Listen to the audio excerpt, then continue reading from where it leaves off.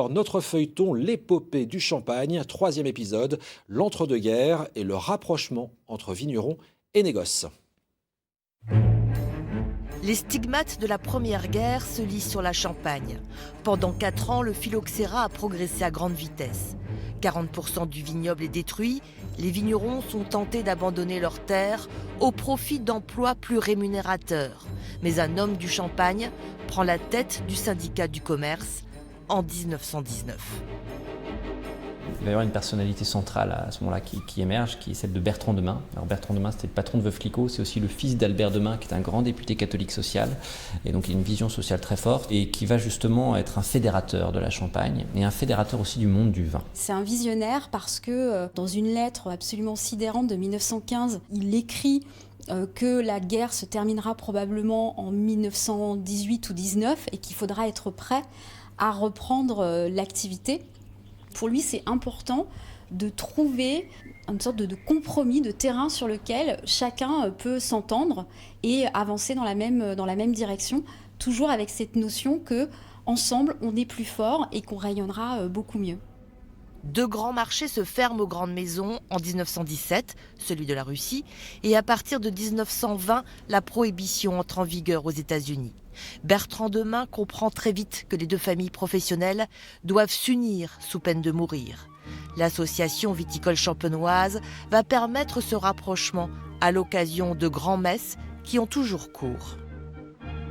On s'aperçoit qu'on n'a pas les outils, en fait, pour conjurer la crise. Si le prix du raisin s'effondre, ça veut dire que ça va faire le jeu de ce qu'on appelle le commerce de la petite bouteille, ces maisons en fait, qui démocratisent la vente de champagne, qui vendent à bas prix et donc qui en font un vin qui est au niveau des mousseux. Donc il faut trouver un système pour que le prix du raisin reste élevé. Comme le reste du monde, la Champagne n'échappe pas à la Grande Dépression au début des années 30. En 1931, le Petit Journal, qui est l'équivalent du Figaro aujourd'hui, titrait en première page « La Champagne se meurt et les vignerons qui donnent la joie au monde sont au comble de la détresse ». Où on voyait la devanture, la vitrine d'un boulanger avec une pancarte « On ne fait pas de crédit aux vignerons ». C'est dans cette période aussi qu'une histoire singulière va prendre racine, celle de la coopération.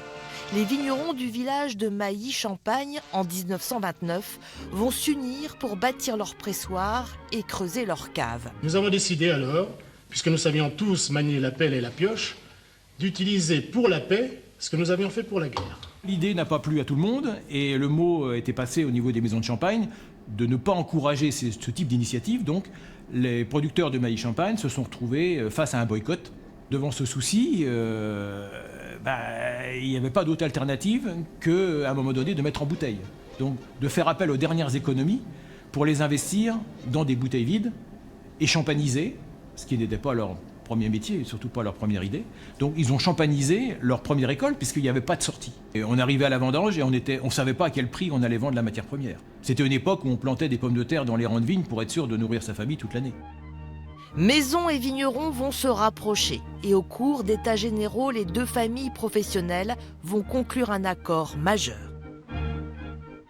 Au lieu d'implorer l'État, au secours, l'État, non.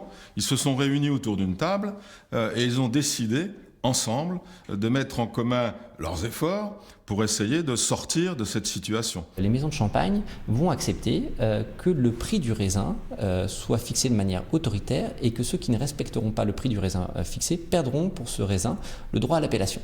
En 1935, on définit un rendement à l'hectare, un rendement au pressurage, une durée minimale de vieillissement, de maturation du vin, le degré minimum à la vendange, la fixation d'un prix minimum. Toutes ces mesures qui aujourd'hui nous paraissent élémentaires, qui sont la caractéristique de toutes les appellations d'origine contrôlée, ces mesures à l'époque étaient totalement originales. De quelques centimes d'euros le kilo en 1935, le prix du raisin de Champagne sera fixé à 3,50 € dès 1937. Ce prix rémunérateur basé sur la qualité et la quantité permettra à la Champagne de se relever. Évidemment, la guerre est arrivée et ce mouvement de redressement de l'économie champenoise par les efforts conjugués des 2 familles professionnelles a été coupé court. Car à peine sortie de cette grande dépression, une autre guerre, la seconde, se profile. La Champagne devra faire face.